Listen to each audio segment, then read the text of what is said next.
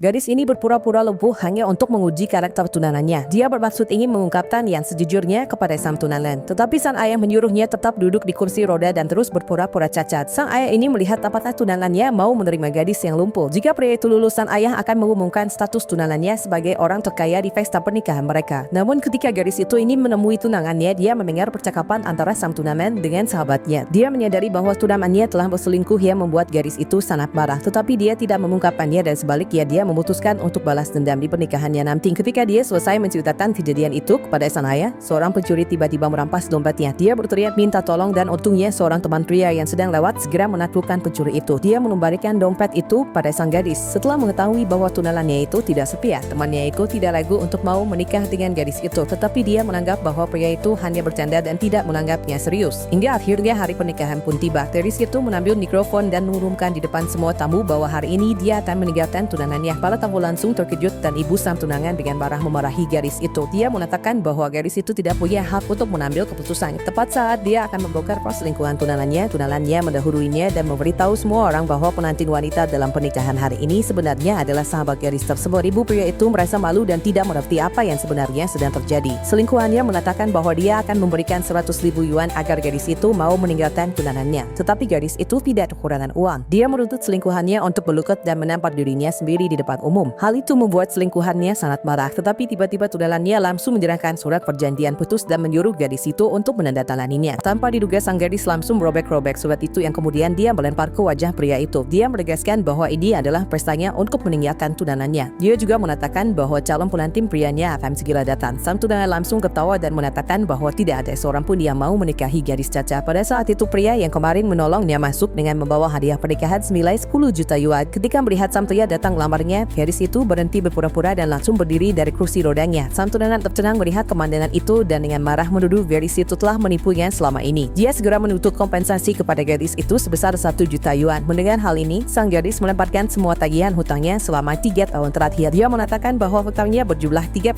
juta yuan dan menyuruh pria itu untuk membayarnya terlebih dahulu. Semua orang tertawa dan mengira gadis itu sedang membual. Tunangannya bahkan menelepon polisi untuk melaporkan gadis itu atas tuduhan pemerasan. Untuk mencegah pelariannya, selingkuhannya mengatakan siapapun yang menahan gadis itu akan menerima 10.000 yuan. Kerumunan orang yang bersemangat itu pun berhamburan untuk menangkap gadis itu. Tetapi calon suaminya segera menghentikan mereka semua. Dia menyatakan bahwa siapapun yang menyakiti gadis itu maka akan dinyatakan sebagai musuhnya. Setelah polisi melihat bukti-bukti hutang pria itu, para polisi akan menangkapnya. Tetapi pria itu memohon agar diampuni dan dia berjanji akan membayar hutangnya. Selingkuhannya pun memohon ampun dan mereka pergi dari pesta itu. Hingga akhirnya ayahnya datang dan setelah mengetahui putrinya akan menikahi temannya, dia merestui hubungan mereka.